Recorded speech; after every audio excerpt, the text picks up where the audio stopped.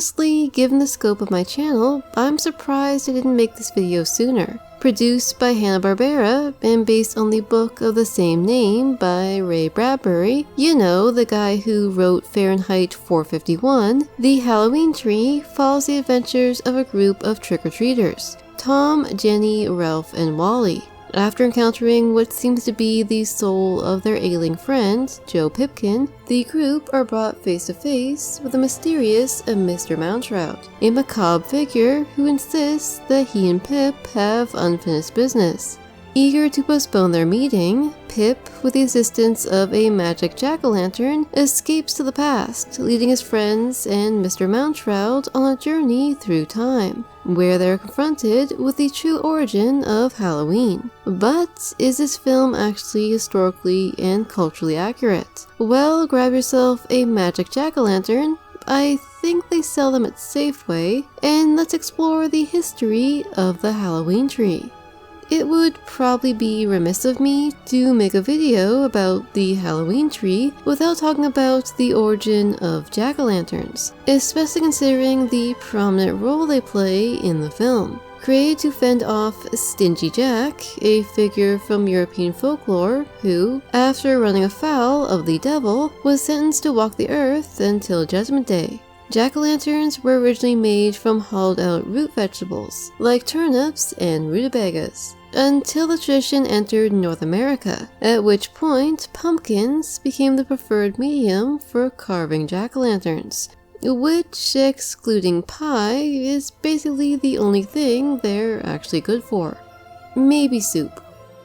The group's journey begins 4,000 years in the past at the ancient Egyptian Feast of Ghosts, a celebration which, based on my research, probably didn't exist. Not even 10 minutes into the film, and I'm already deducting points for historical accuracy. The closest match I could find was the Festival of Light, a celebration which, according to Herodotus, featured the lighting of oil lamps to commemorate the death of Osiris, the Egyptian god of the dead. The scope of this festival was later expanded by anthropologist James Frazer, who reasoned that the celebration's widespread popularity indicated that it commemorated not just the death of Osiris, but death in general, referring to it as a Night of All Souls. While this may seem like a bit of a stretch, feasts and festivals honoring the dead were a common occurrence in ancient Egypt, with two of the more well-known examples being the Wag Festival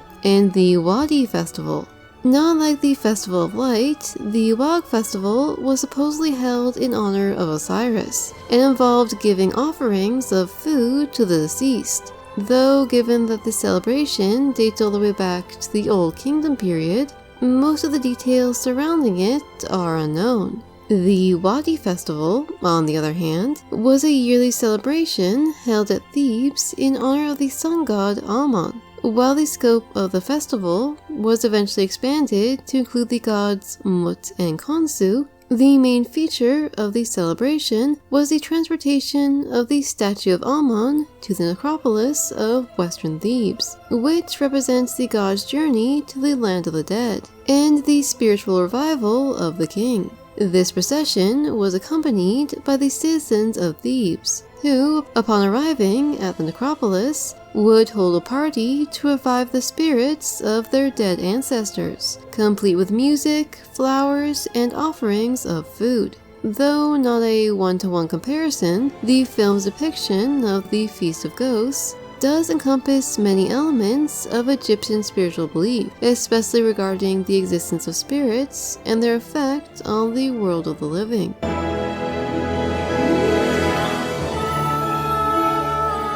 After failing to catch Pip in Egypt, Tom and the gang next find themselves in medieval England, which, according to Mountrout, is in the middle of celebrating New Year's Eve. While this was most likely intended to be a reference to the Samhain Festival, the historic precursor to Halloween, which marked the beginning of the Celtic New Year, being that the residents of medieval England were primarily Christian, they tend to avoid traditional Celtic festivals, choosing to instead celebrate New Year's Eve on March 25th, in conjunction with the Christian Feast of Annunciation.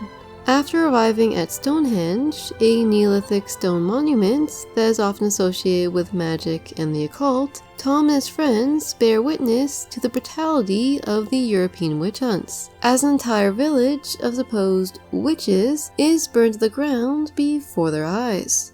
What was this movie rated again?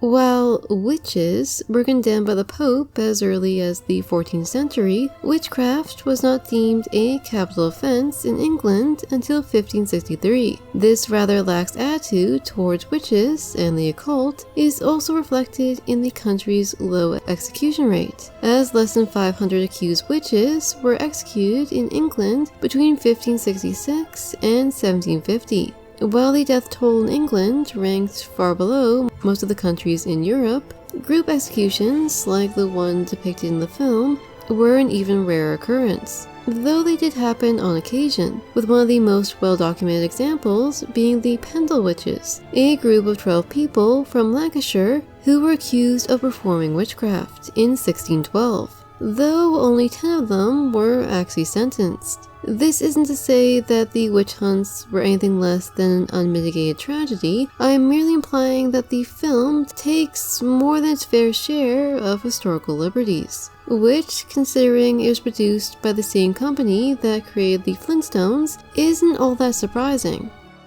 Mr. Mountrout and the gang next find themselves in Paris at the foot of the unfinished Notre Dame Cathedral, where Pip seems to have taken up residence as a gargoyle. While not generally associated with Halloween, gargoyles have a long and somewhat grotesque history. The term gargoyle is derived from the Latin word gurgula, meaning throat or gullet, a clear reference to the gargoyle's function as waterspouts. According to legend, the first gargoyles were inspired by Saint Romanus, who, after decapitating the dragon, La Gargoule, mounted its head on the wall of a nearby town, creating the world's first and probably smelliest gargoyle. In reality, gargoyles as we know them today originated in Europe during the 12th century, though the use of decorative waterspouts can be traced as far back as ancient Egypt. And that's about all I have to say on that topic. Moving on.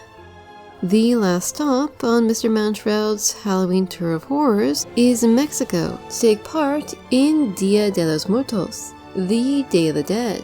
While sometimes mistakenly referred to as a Mexican holiday, Day of the Dead celebrations can be found throughout Latin America, though the name of the holiday, as well as the traditions associated with it, may differ from region to region, such as the Day of the Deceased in Ecuador. Though the holiday is rooted in pre-Columbian culture, after the arrival of Spanish settlers in the 16th century, attempts were made to Christianize the Day of the Dead by aligning it with the celebration of All Saints' Day on November 1st and All Souls' Day on November 2nd.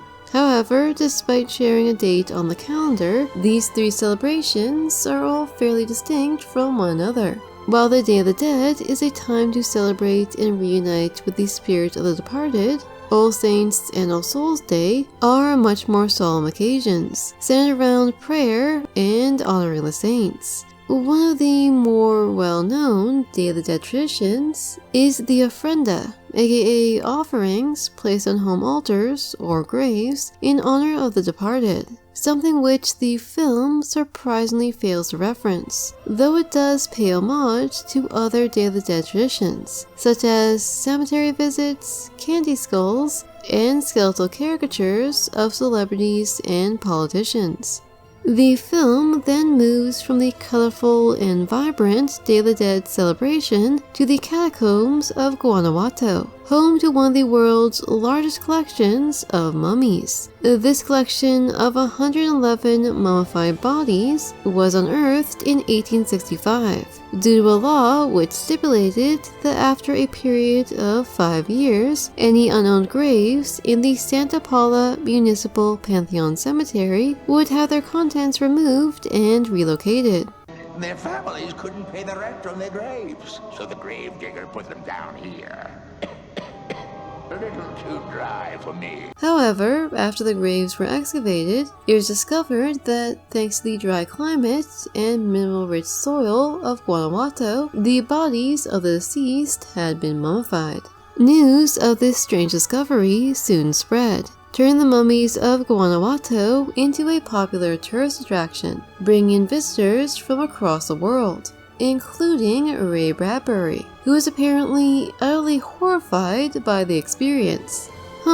I never would have guessed. Though not exactly a Halloween classic, the Halloween tree has definitely earned a spot in animation history for being one of the first American animated films to explore not only the history of Halloween, but also foreign holidays like the Day of the Dead. At a time before Coco, The Book of Life, and even films like Pocahontas and Mulan, the Halloween tree helped add some much-needed cultural diversity to the world of children's entertainment. Is the film 100% historically and culturally accurate? No, but it still represents an important first step in the right direction. Well, as always, I'm Silver Jade, wishing you a happy and scary Halloween.